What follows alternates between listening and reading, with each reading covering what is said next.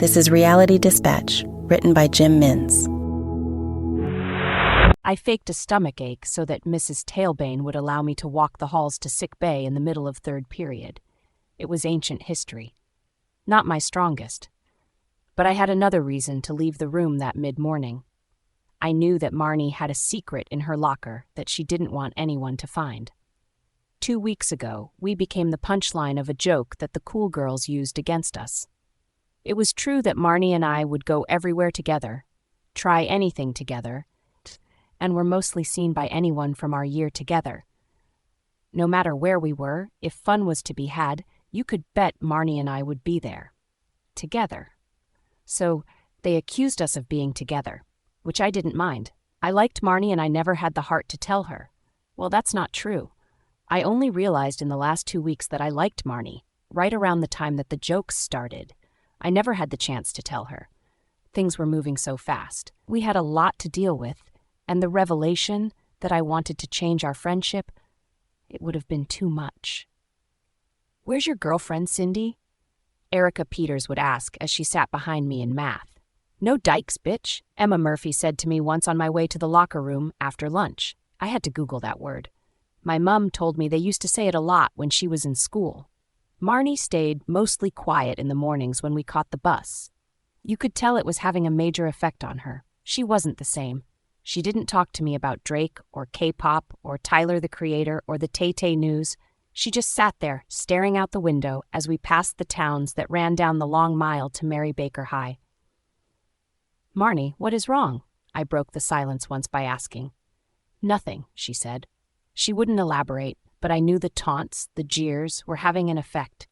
She was close to breaking point. I knew she had her shift at Priceco that afternoon after school, but I went to her house anyway. I wanted to know what her parents had to say. I knocked on the door as the afternoon sun lit the white paint and blinded my eyes. Her mother answered. "Hi, Cindy. Marnie's at work," she reminded me as she stood in the doorway. "Oh, I'm sorry, Mrs. Willow. I forgot," I lied. "She should be home around 8:30 if you want to give her a text, but no calls tonight, please. She has to finish her homework," she said. I nodded. "That's actually why I wanted to see her. I left my English book in her bag today.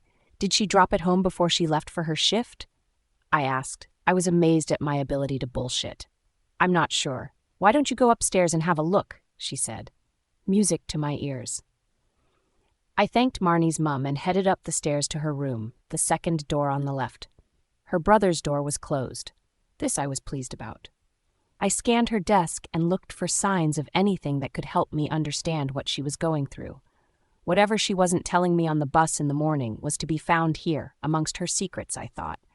I shuffled papers, lifted up soft toys from her adolescence, and then ventured over to her bed when my search came up empty-handed.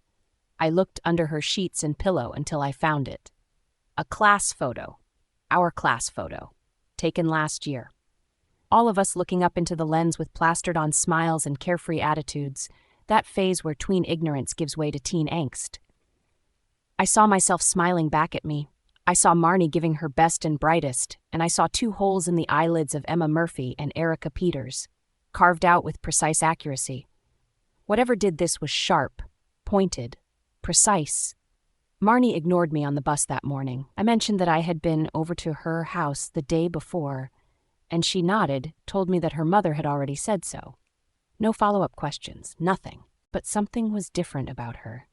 She was jittery. She was nervous. She looked determined yet frightened, like she wanted to get something done, something accomplished on this day. Before we pulled into the bus stop at the front of the school, she turned to me and said, "I know I've been a little distant. I just wanted to say, I'm sorry and I love you." And she walked off, as if that wasn't the most epic, most monumental thing she had ever said to me in our 8 years of friendship. She stormed off at a pace as the bell rang, and I could tell she didn't want me to follow. Besides, I was too wary of onlookers to play into the rumors that were already circling around. I was embarrassed. I could not concentrate as Mrs. Tailbane yacked and yacked on about the Rosetta Stone. I felt like she was repeating her lessons from last week anyway. Heard it once, heard it all before. I knew the combination code on Marnie's locker, 0797, the month and year she was born. Mrs. Tailbane, with my perfect track record of non-disturbance in class, genuinely believed my need to visit the sick bay, and I made a beeline for Marnie's locker. I unlocked the latch and searched her bag inside and out. I looked through all the crevices, zips, and pockets until I found it. She must have stolen her brother's. He was somewhat of a degenerate. It was tucked away inside a handle you had to swivel in a few different directions to get out, but there was no denying what it was. A blade. A criminal's knife. A weapon of a street thug. The bell rang, and I pocketed the knife with the blade reassembled inside the handle, inside the pocket of my uniform. I stepped away from the lockers and stood out of sight as I watched kids from all year groups congregate to retrieve their bags before the next class. Marnie appeared with tears around her eyes. She unlocked the combination and opened the locker, unzipping the bag to the pocket where her knife once sat. She felt around the fabric, frantically trying to locate the weapon. She looked deeper inside her locker, in case it was to be found inside. No use. I turned away and headed for the girls' restroom. I locked myself in a cubicle and began to cry. 2 voices emerged as the entrance door swung open.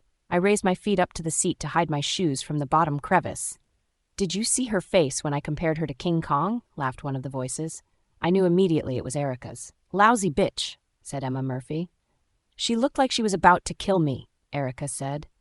"I know, pure evil. Maybe she is evil," Emma agreed. There were taps running, and the hand dryer made a loud vibration that filled out the entire bathroom, but there was no mistaking in their ramblings who they were talking about. I felt the knife in my pocket, and I squeezed it through the fabric of my dress. The door opened again, but they hadn't exited. Someone else had entered. "What the hell do you want?"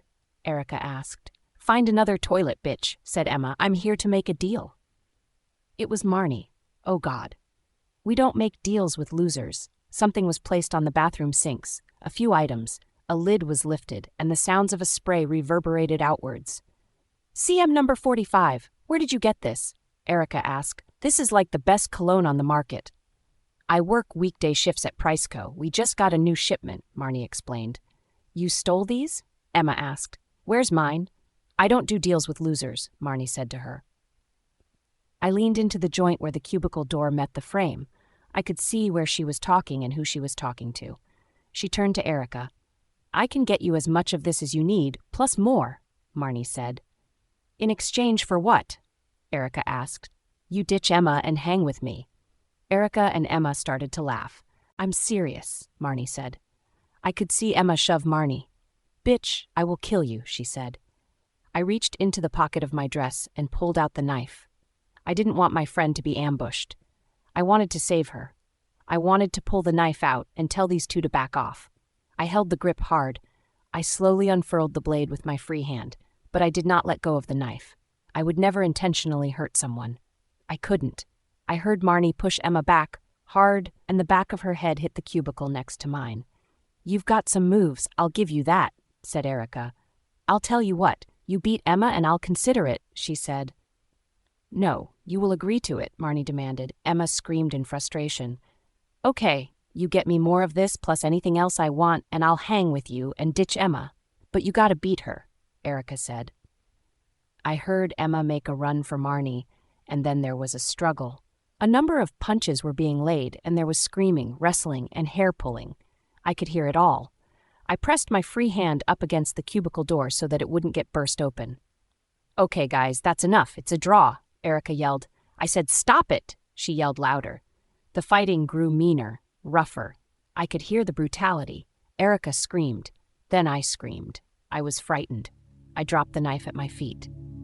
I looked down and could see a young girl's hand retrieve it and snatch it out of view. Then there was silence. Erica gave out a high-pitched shriek. There was a ringing in the air, the sound of a body hitting the floor. I looked at the lock on the cubicle door. I could not move my hands down to unlock it. I didn't want to see what had happened on the other side. I waited for others to come in, clean up the mess, and tell me. I didn't want to see. I didn't know what to expect. I didn't want to know. "What have you done?" I eventually heard Erica say, but no one replied. The bathroom was silent. It stayed silent.